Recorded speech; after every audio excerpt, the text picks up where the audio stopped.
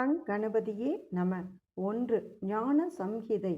அதில் 21 திரிபுராதியர் வஞ்சிக்கப்பட்ட கதை. மாயாரூபியானவள் திரிபுரம் முழுவதும் சிவ மதத்திற்குப் புறம்பான தன் கொள்கைகளைப் பரவச் செய்து பதிவிரதத்தன்மை முதலிய மாதர் அறநெறிகள், சிரார்த்த கருமங்கள், சிவ பூஜை, யாகங்கள், தானங்கள், தீர்த்த தரிசனங்கள், வைதீக கர்மங்கள் ஆகியவற்றால் யாதொரு பயனுமில்லை என்று உபதேசித்தான். இதனால் அந்நகரவாசிகள் அவ்வாறே அவற்றை விட்டு ஒழித்தனர். விஷ்ணுவின் கட்டளையை ஏற்று அந்த மாயாரூபி அந்த நகரத்தை அடைந்தவுடன் அந்த மாயையோடு மூதேவியும் அப்பட்டணத்தில் குடியேறிவிட்டாள். திரிபுர சூரர்கள் தவம் செய்து அடைந்த ஐஸ்வர்யலக்ஷ்மி பிரம்மதேவரின் கட்டளைப்படி இனி அங்கிருக்க ஒண்ணாது விலகினாள். மாயாஜாலனாகிய ஜைனனும் நாரதரும் அந்நகரத்தாரை எல்லாம் மாயையால் மயக்கினார்கள். அசுரகுல மக்கள் நற்செயல்களை விட்டு விட்டார்கள்.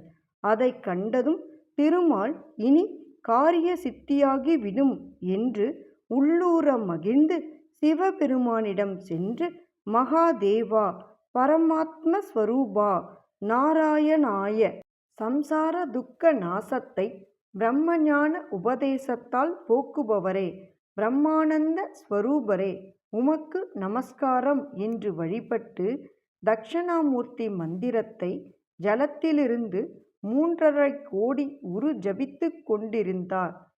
சிவபெருமானின் அஷ்டமூர்த்தங்களில் ஜலமும் ஒன்று. அந்த ஜலத்தை இடமாகக் கொண்டார். நாரம் என்றால் ஜலம். ஓம் நமோ பகவதே தக்ஷணாமூர்த்தயே மஹ்யம் மேதாம் பிரஞ்சாம் பிரயத்ஸ்வாஹா. ஓம் நம சிவாய சுபம் சுபம் குரு குரு சிவாய நம. ஓம் என்பதே மேலே கூறப்பட்ட மந்திரமாகும். அப்போது தேவர்கள் அனைவரும் சிவபெருமானை தியானித்து, சர்வஸ்வரூபா, மங்களதாரா, பாபரஹிதா, நித்யா, நீலகண்டா, ராமரூபக்ரியா ரஹிதா, ஜலஸ்வரூபா, நமஸ்காரம் நமஸ்காரம்.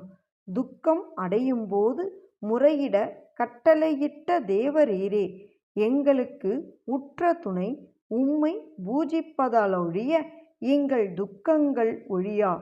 பிரகிருதி புருஷர்களுக்கு ஆதியானவரே, ஜகத்குருவே, ஜகத்துக்களை ரட்சிப்பவரே, வேதங்கள் உம்மையே பரமாத்மாவாக கூறுகின்றன. அணுவுக்கு அணுவும் மகத்துக்கு மகத்துமாய் உள்ளவர் நீரே. விஸ்வரூபியானவரே, ஆயினும் ஒன்றிலும் அகப்படாதவரே, கோடி சூரிய பிரகாசரே, சுயம்புவே, நீரே இந்த திரிபுர அசுரர்களை சங்கரித்து எங்களை ரட்சிக்க வேண்டும் என்று துதித்தார்கள்.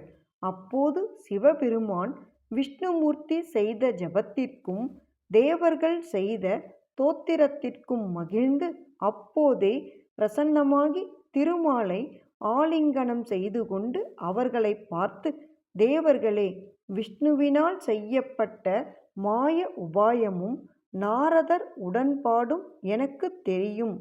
தர்ம சூனியர்களாக மாறியிருக்கும் அத்திரிபுர அசுரர்களின் திரிபுரங்களையும் இனி சம்ஹாரம் செய்வேன் என்று கூறி அந்தர்த்தானமானார். அவர் கூறியதை கேட்டதும் நாராயணன், நான்முகன், இந்திரன் முதலிய வானவர்கள் யாவரும் தங்கள் கைகளை தலைமேல் குவித்து கும்பிட்டு மகிழ்ந்தார்கள்.